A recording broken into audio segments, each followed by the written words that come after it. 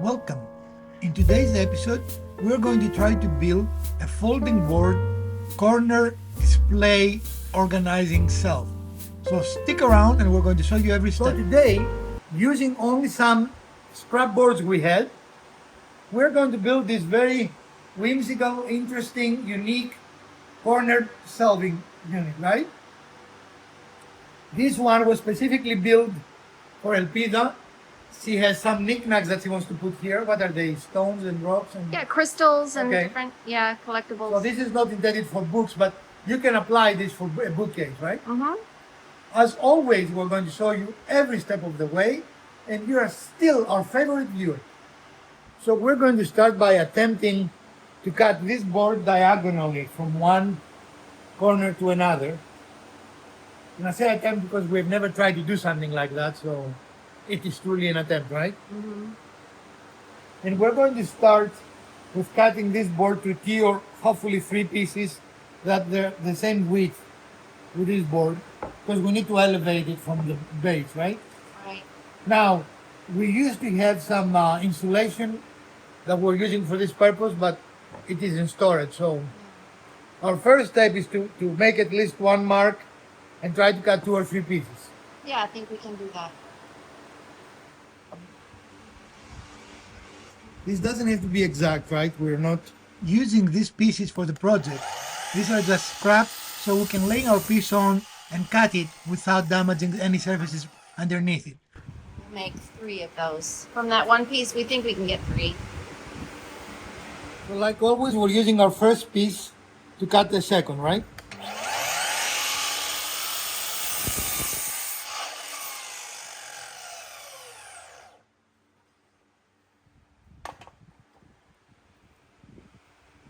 We're really close. Yep, Just a little bit left. very little. So the way you do that is you're making sure that it is flush on one side, and then either using your sauce guiding system or Yeah, you put them together, you hold them, making sure they're flush and against the fence, right? and against the blade. Okay. Ready, you think? Yep.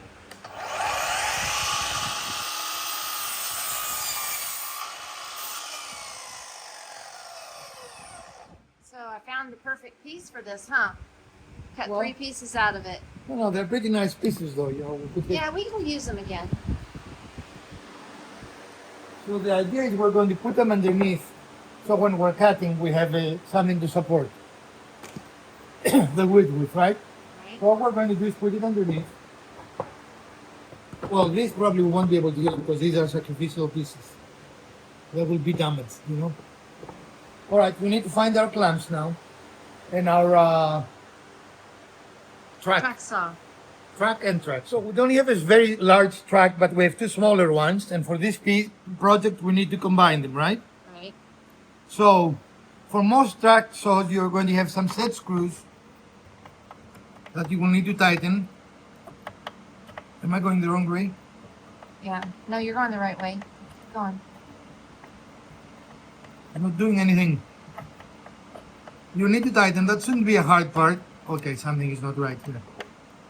It shouldn't take that long. It greatly helps if you're using the correct size hex, right? It does. So, as always, we show you our little silliness. I mean, we have done that how many times, Mrs. DIY? I don't count. But clearly we made a silly mistake, and that's okay. Mistakes will be made, right? Well, of course. And now we are going to set the track to go from one point to the next, right? Yeah. Because we are making an angle. We want to cut from here to here. Right. We want to cut across it diagonally. And this might not work. I've never done it, but we're going to try. Okay. All right. So the next step is to set your saw, and a plunging saw is really helpful here to just clear your board, right? Right. So we're going to cut into the 3 pieces we made, but that's why we made them, so we don't cut on our table. So each saw is a little different For us, the depth is right here. What sets our depth? It moves up and down, and When you've got it to the depth you want, then you tighten this little screw thing here, and it holds the saw handle from yeah, you coming see, any it further comes and down. stops. It just Right. stops, right? Right. All right. Now we need to set the track. So let's do that. So we clamp it. We have located from one corner to the next. We clamped it in two positions, right? Yep. And now here goes nothing, right? Again, this is not something I've ever done before. So it might be a bad idea. I don't know. What do you think, Mrs. Dear? We're gonna give it a try. This is scrap wood we're using, by the way. So, Yeah. if we make a mistake, we'll learn from it and do We'll have better. twice the scrap wood. Right. So, win-win, right? So anyway, the idea is you can make this cut on a table saw, but you need a jig that I've not made, and I didn't feel like making it right now. Right. You have to be very, very careful with wood when you're cutting on an angle like that, because you don't have straight lines to cut against. All right, nothing. A great cut, but the astute among you are going to immediately notice a problem. I was not aware of this problem, of course, but because we did not use the track when we calculated the depth of the blade, I'm not cutting through the whole piece. And there I had a little bit of a stickiness because of the two pieces of the track so getting together. Another silly mistake, our depth was not correct, right? So take two. I love what I'm doing so much, I like to do it twice. The second time was the charm. We correctly set the depth of the saw and it cut straight through the whole piece, which is exactly what we wanted. And this proven to be a very easy and effective way to cutting this piece. All right, so it looks pretty good to me. What do you think, Mrs. DIY? Yeah, looks great. All right, so let's remove the clamps and go to the next step. So now with our piece cut, it is time to reverse the project process and get the two pieces taken apart, right? The two pieces of track, I'm sorry. It doesn't need to be over tightened when you do it, and it doesn't need to be under tightened. You don't take them off completely. It will be rather hard to take care of that if you do that. This is extruded aluminum, so you can go through it if you overdo it, right? It's easier to use the actual thing. Yeah. It's easier? Yeah. Okay.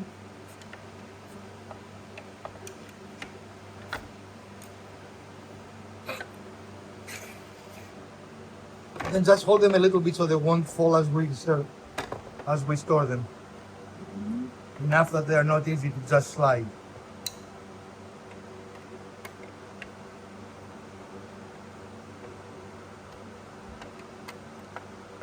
We are just me and Mrs. DIY today, so our recording will be limited a little bit. We cannot do everything we usually do. Clean this board from excessive dust, not dust, sawdust, yeah. I used to use compressed air for this, but I found out that electric blower works much better. He just enjoys using all of his gadgets on a project. No. Yeah. Well, would you rather just blow on it? I mean, Well, we could. We have a fan right here. There's lots of different methods, but this is my first fit, and I realized there is more than one way to do this, and it actually can look very interesting even as a folded pyramid, like the first attempt. Guess it's like this, huh? Looks like you need to cut it here. I don't know why. So I don't really like the way this looks. So we're going to shorten it a little bit, not a lot, right? right, we're going to shorten it to make it Big slice, be better, yeah. So we're going to take this part, and hopefully our chop saw has the dimension we need. Otherwise, we need to take the table saw out, right? Right. Our chop saw did not have the required capacity, so table saw it is. Our preferred practice is to just raise the blade just slightly above the wood, right? Yeah. And this is we think is for safety. Maybe we're wrong.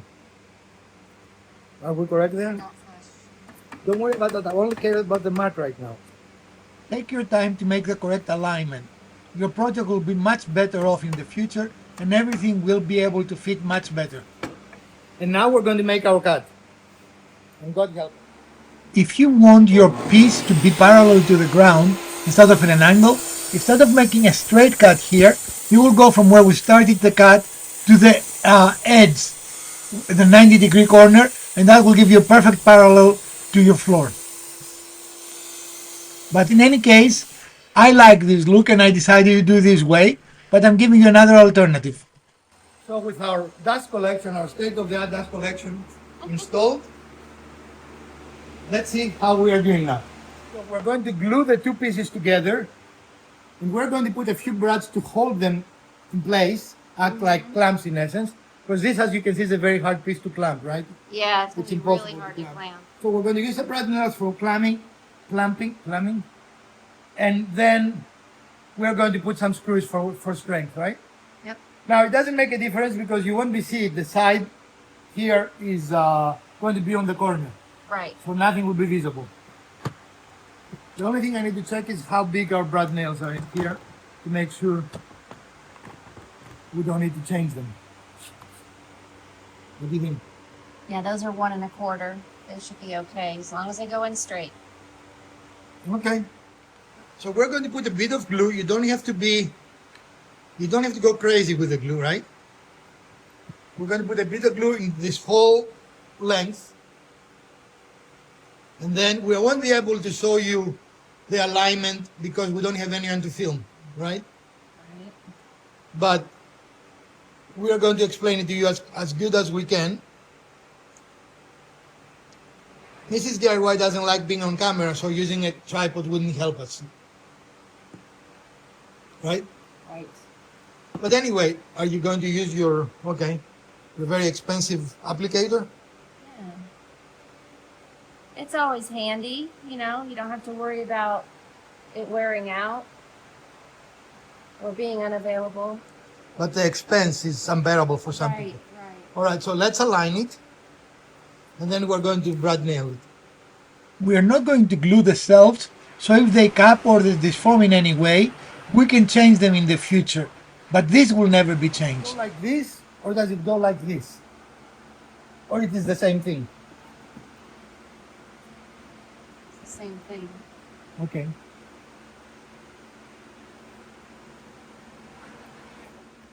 The position of our shelves is arbitrary.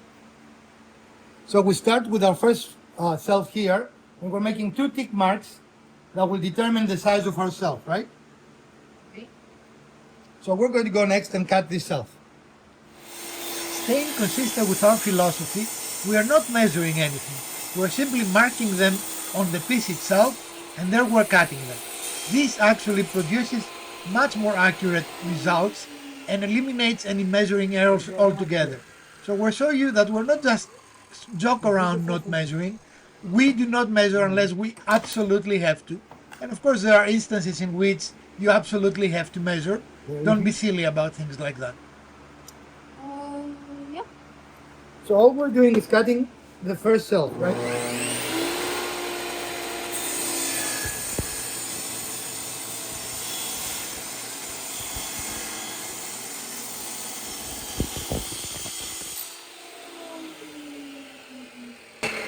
All right.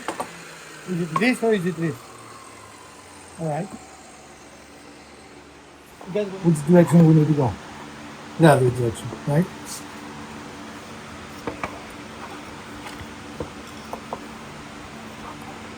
No, Lobby, it cannot be that way. It has to be this way to know the angle. You cannot rotate that. You need to rotate the...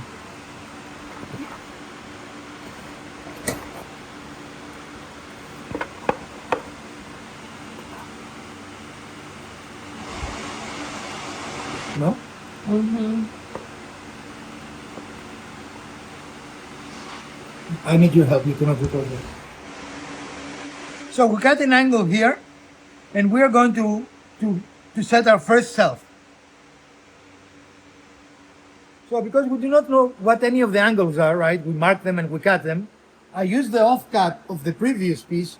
We want them to have the same angle, right? Mm-hmm. So I use the offcut of the previous piece to set our angle on the table saw. Right. And now we're going to cut it in that angle. Right.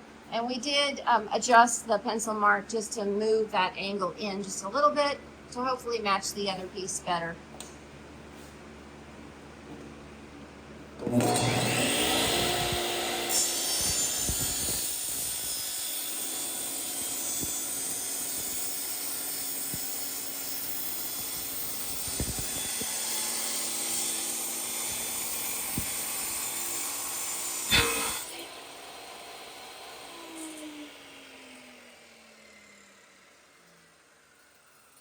Yeah, I think that's correct.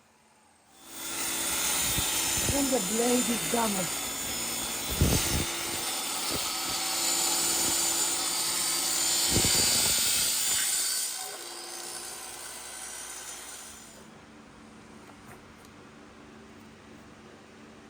There? Yep.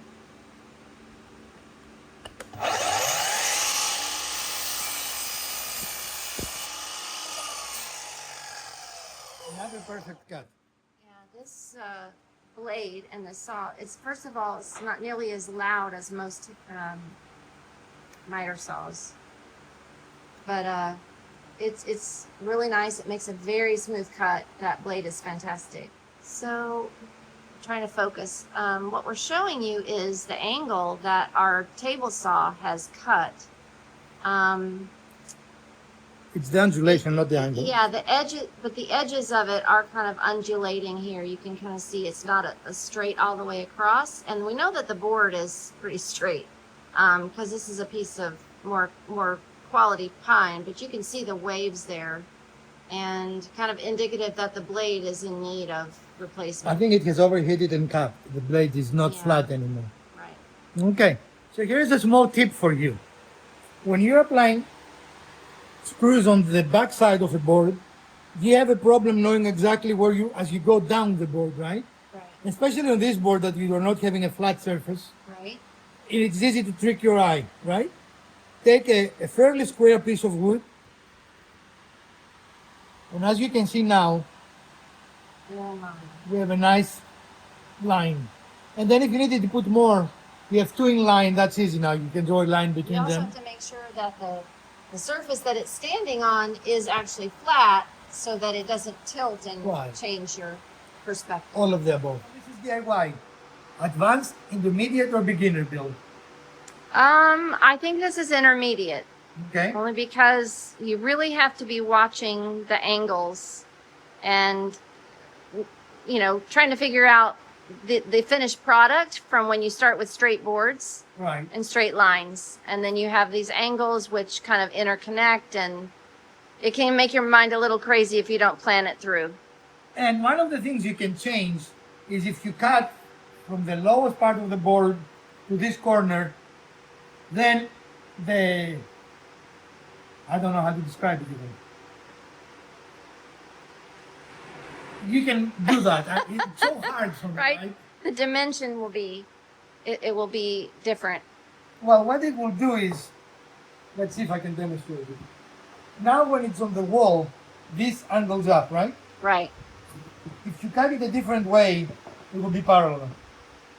You see what I Right. mean? Yep.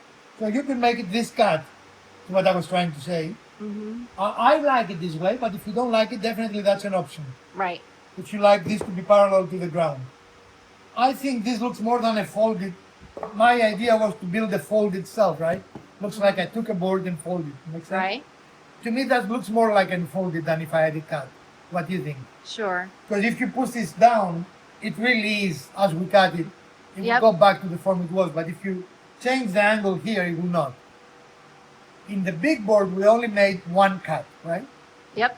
In the little ones, we made multiple cuts. That's the funny part, isn't it? Yeah. In any case, so intermediate, for us the cost was nothing because it was scraps. Everything, the shelves and the back are made of the same type of wood. Yep. And if you were to buy these boards for you don't need more than a 3 foot, I don't think. What do you think? No, this is like an 18-inch board, I think. So they don't sell them in that, though. I'm trying to find cost. The shortest they sell is 3 feet.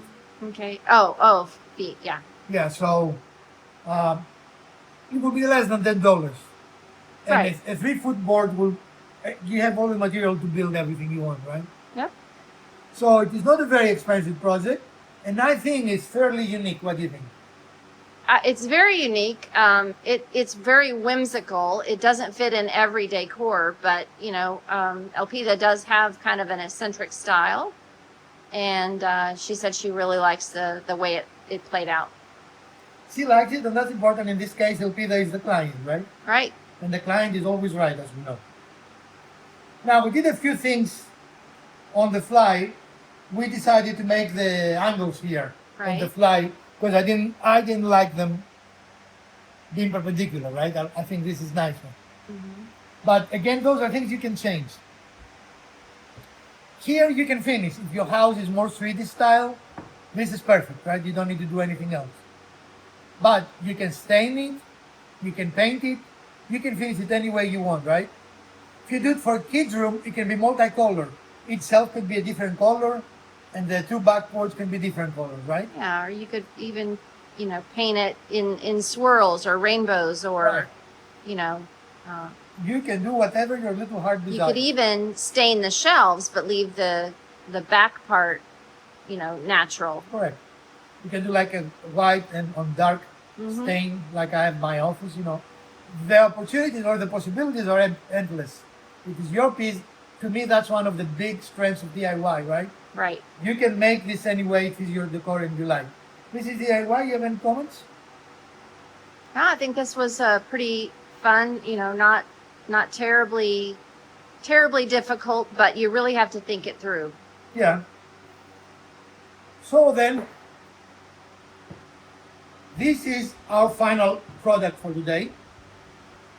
And from Professor DIY and Mrs. DIY, if you like this video, smash that like button. If you didn't, make sure to press the other button twice, right? Share, like, subscribe. Let us know, do you like our unique videos that we've been doing lately, right? We've done very kind of unconventional for us. And if you do, we're going to continue making them. If you don't, we'll go back to our old content. From Professor DIY and Mrs. DIY, let's build something unique together.